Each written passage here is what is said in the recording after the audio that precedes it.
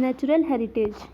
The things which are not created by man, such as cultural, spiritual and ecological value, are the components of natural heritage.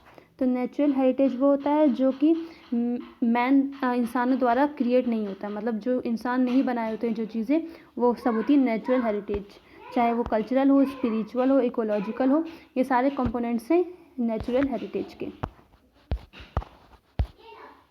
There are many things in nature which has been created by Allah for the man to see and appreciate, to be enjoyed by being in it. तो बहुत सी ऐसी चीज़ें हैं nature में जो अल्लाह ताला ने बनाई हैं ताकि इंसान उससे फ़ायदा उठा सके और उसको इंजॉय कर सके।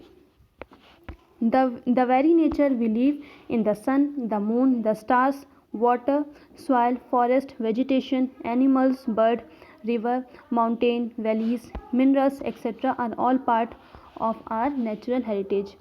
तो जिस नेचर में हम लोग रहते हैं उसमें क्या है, sun, moon, stars, water, soil, forest है, वेजिटेशंस हैं, एनिमल्स हैं, बर्ड्स हैं, रिवर, माउंटेन्स, वैलीज, मिनरल्स, ये सारी चीज़ें, ये सारी नेचुरल थिंग्स हैं, नेचुरल कंपोनेंट्स हैं जो इंसानों ने, अल्लाह ताला ने बनाई हैं और अल्लाह ताला ने बनाई है ताकि हम उसको एंजॉय कर सकें और उसको अप्रिशिएट कर सकें। All are the parts of our natural heritage, ये सारे पार्ट्स हैं हमारे नेचुरल हेरिटेज के। So below it there is type your knowledge. This you have to do it by yourself. First one is heritage is broadly classified into dash main divisions. Second, river, mountains, valley and minerals comes under dash heritage. Dash is the representation of the way in which we think and do things. Now cultural heritage. The way the society is attached to the religion, traditions and beliefs are the components of cultural heritage. तो जिस तरीके से कोई भी society किसी religion से, किसी धर्म से, किसी ट्रेडिशन से, मतलब पहनाव, किसी जगह का पहनाव से और किसी चीज़ पे यकीन रखता है, तो ये सारे कंपोनेंट हैं कल्चरल हेरिटेज के। It plays a vital role in our life, ये हमारी लाइफ में बहुत ही इंपॉर्टेंट रोल प्ले करता है।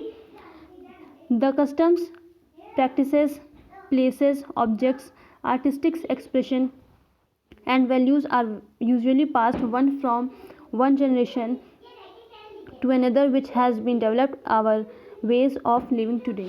तो जो रीति रिवाज हैं, जो प्रैक्टिसेस हैं, जो चीज़ें चली आ रही हैं, प्लेसेस हैं और ऑब्जेक्ट्स हैं, आर्टिस्टिक एक्सप्रेशंस, मतलब वो चाहे ड्राइंग में आ सकता है, जो डांसिंग, ड्राइंग, सिंगिंग, पेंटिंग से जो पुरानी चीज़ें हैं जो एक जनरेशन से दूसरी जनरेशन तक पास हो रही हैं, which has developed our way of living today, ये सारी चीज़ें हमारी वे ऑफ लिविंग को और डेवलप कर रही हैं। The most of the historical building build by the kings and queens are closely related with our heritage. तो ज़्यादातर जो हिस्टोरिकल, जो पहले की बिल्डिंग है जो किंग्स या क्वींस ने बनाई हैं, वो रिलेट करती हैं हमारी हेरिटेज को, हमारी हेरिटेज से जुड़ी हुई हैं। Cultural heritage is express in two ways, that is tangible heritage and intangible heritage. तो कल्चरल हेरिटेज टू वेज में डिवाइडेड है, पहला है टेंजिबल हेरिटेज और दूसरा है इनटेंजिबल हेरिटेज।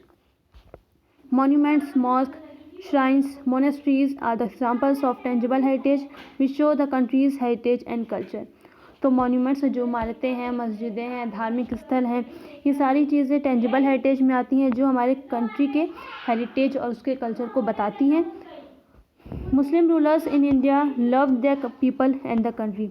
जो मुस्लिम रूलर्स थे इंडिया में, वो अपने लोगों को और अपने देश को बहुत ही प्यार करते थे। They not only settled here but spend their lifes in developing the country for the people of that time and also for the future generation. वो सिर्फ यहाँ पे सेटल नहीं हुए, बल्कि उन्होंने क्या किया, ऐसा काम किया जिससे वो अपनी कंट्री को और डेवलप कर सकें और बेहतर बना सकें और वहाँ के लोगों की जो लिविंग है और बेहतर कर सकें, जीने का तरीका और अच्छा बना सकें, उस टाइम के लोगों को डेवलप कर सकें और हमारी जो आने वाली फ्यूचर जनरेशन है उनके लिए भी बेहतरी कर सकें और अच्छा कर सकें।